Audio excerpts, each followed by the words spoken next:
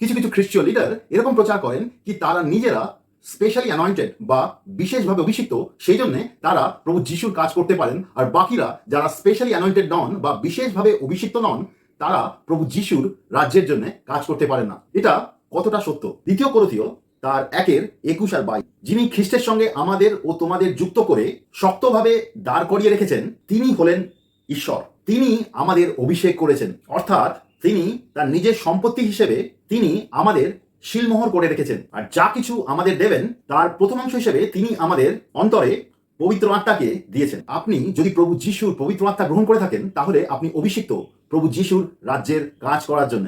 আমরা যে বিভিন্ন রকমের শিক্ষা আজকাল শুনতে পারি কি আমাদের বিশেষভাবে অভিষেকের দরকার আছে তাহলেই আমরা প্রভুর কাজ করতে পারবো, সেটা সম্পূর্ণ মিথ্যা। বাইবেলের নতুন নিয়মে কোনো স্পেশাল অ্যানয়েন্টিং বা বিশেষ অভিষেকের কথা লেখা নেই।